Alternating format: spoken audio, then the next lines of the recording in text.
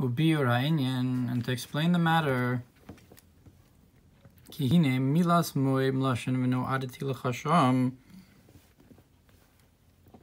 that the word moed from ohel moed, the tent of meeting, is from the language of what it says by the command to build it is that I will meet with you there. So no adati moed means to meet and gather.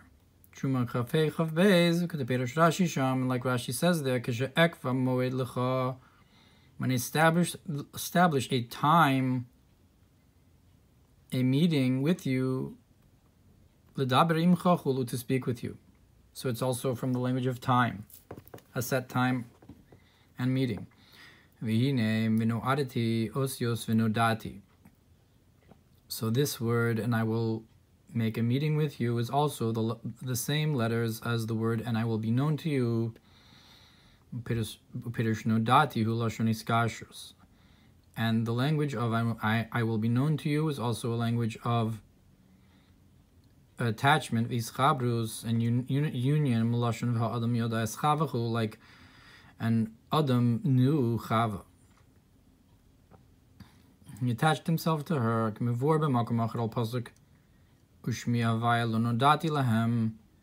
and it's explained in another place on the verse.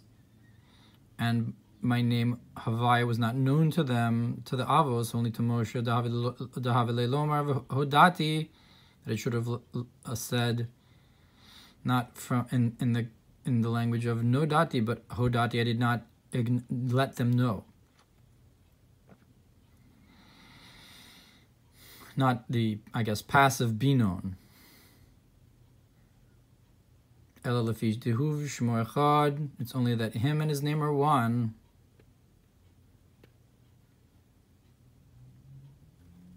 So when you know his name, you also know him.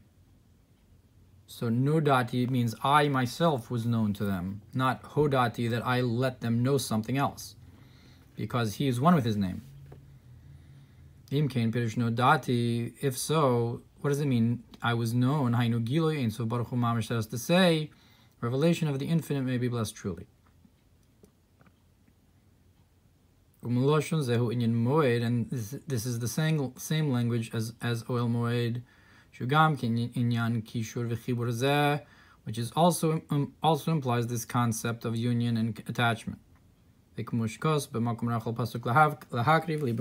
it says in another place on the verse, to bring close to me in its time, or in its set time and place, in its moed. To what does it mean lahakrivli? It's to draw close to me. B'moado, in its attachment. Read it. Shalkach nikra Yom Tov moadei havaya. That's why the Yom Tov is called the moed of havaya, the attachments to, the knowing of Hashem. Because it's a concept of attachment and union and the revelation of the infinite light.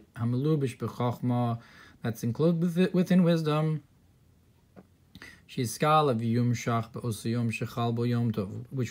is revealed and drawn down on that day that Yom Tov happens.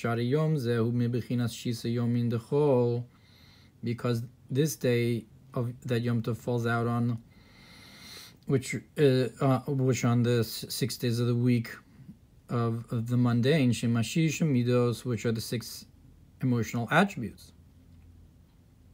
And the revelation of wisdom into the emotions is through the in-between state, which is the concept of bina, which is what unites and ties. Which that in general, that's the concept of a Yom Tov. It's a gilu of bina, not of chachma, we usually say. Although it's explained that it actually is chachma, just comes through bina. Whereas Shabbos is the aliyas hamalchus into chachma, therefore chachma is more prevalent. Whereas we're saying that the concept of moed itself is the kishur and chibur, which is, like we're saying here, is bina. It's this memutza between the chachma and the midos. Look what it says in Parshas Korach about the people who joined Korach. They were kriyei moed. They were called moed. We're saying here that they had a concept of attachment to them, to above, before the mice anyway. And that is to draw down the union of the infinite, maybe blessed lamata below, that should rest and be revealed within the soul of man. Yehud is true unity, how he fills all creation, b'shava equally. And even to fill this whole earth, which is his honor may be blessed. This is a quote from the Lashon and Tanya.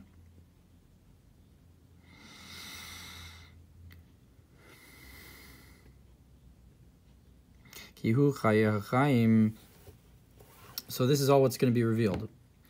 And this concept that in contemplation, because he is the life of life, when there's none other than him. Look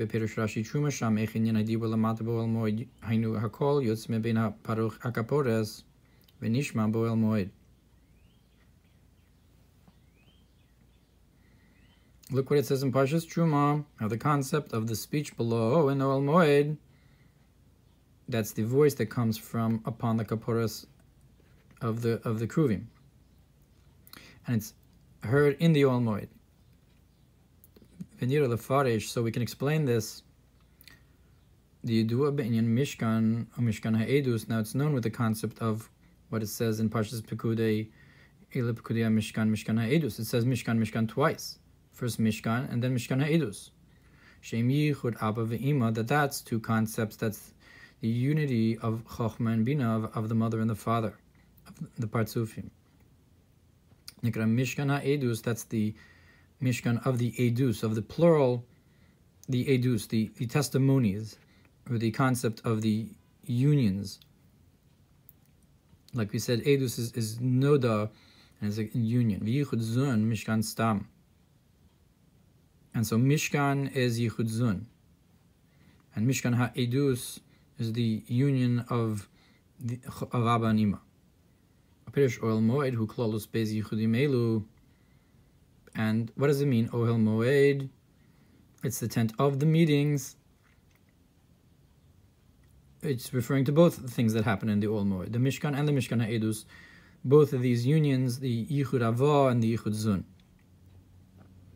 Shenimshech mi Yichud Avah, that's drawn from the Yichud Avah, Yos Yichud Zun, that the Yichud Zun comes from Yichud Avah. Misham Nishma LaMoshe Chulu, and from there it's heard to Moshe. It goes, because I guess once it goes all the way down to Malchus, which is the Bechinas Nukva, so the Yichud is drawn and heard through the which is Dibur, that's heard, that therefore Moshe hears it. Val kol panim Ohel Moed hu Yichud Zun. At any rate, the Ohel Moed refers to Yichud Zun as well, at any rate. Lezos tihiyah simchas hanefesh gedola. And for this reason, the joy of the soul will be great. Le'elokim, for Hashem, lisanei galavaya bebechinesava betanu gimteb, have pleasure in Hashem with a pleasure, with a love of pleasures, mipnei kirvas avaya, because of the closeness of Hashem, v'dveikus be'elokim chaim, and it's the attachment to the living God. Instead of it's just being thirsty, when will I come and see? And it satiates the soul with the revelation of this union, and it satiates the thirsty soul. And as it's written, serve Hashem with joy, and it's written, since you did not serve Hashem in joy and in good heart more than all. Murov kol, Perush, what does it mean, Murov kol, greater than all, Yosumi kol atainugi, more than all the pleasures. Afilu ruchnim, even the spiritual pleasures, Bechinas Gan Eden Elyon Chulu, which would include the higher Garden of Eden. Meaning to say, you didn't serve Hashem on the highest level, and recognizing that the attachment to Hashem is greater than all the spiritual revelations. But how then is the union of the infinite light may be blessed below in the soul of man, since no thought can grasp him at all? How do you have such a union then? So how do you accomplish this? The truth is, you have to have a tent, and that's the tent of meeting. That's the tent that accomplishes this union, this unthinkable union, just with something that no thought can grasp. And the concept is, as the pasuk says, and I covered you with the shadow of my hand. That is, it is a shadow and not a revealed light. That is through the 248 commandments, which are the 248 limbs of the king.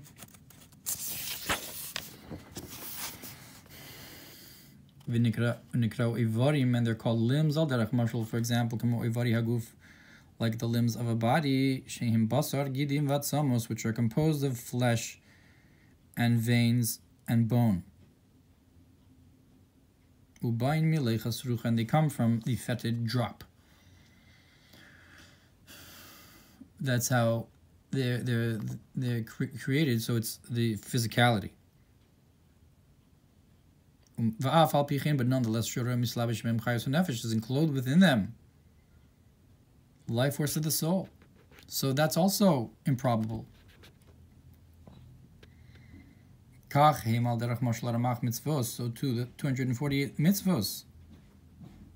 That even though the mitzvos are enclosed and are accomplished through physical things, say there's the order of plants and so forth. Nonetheless, it rests within them and is enclosed, the infinite light may be blessed truly. Because they are, his will and wisdom may be blessed. And he and his will and his wisdom, they're all one God. Now, for example, if somebody loves their friend, that because of their love, he holds him, his body or his hand. It's not because you love the body itself or the hand itself, but because you love the inner life, and the hu mechabko, that's why you hold him. Begufo or biyado, by body or hand, because you can't just grasp the inner life that you love. Similarly, that his right hand holds me, which is Torah, which is called the right hand of the Holy One, blessed be He. All the physical things that the Torah talks about. That's how we are held and hugged. Similarly, when we attach ourselves to the Torah, so too it's the closest to Hashem truly. It's the closeness of Hashem, and the true union to the infinite may be blessed. Benafshu, in your soul. Now this type of union is an awesome and great union, that you cannot actually compare to physicality. That's why it's called in the Holy Zohar to truly attach yourself to the body of the king.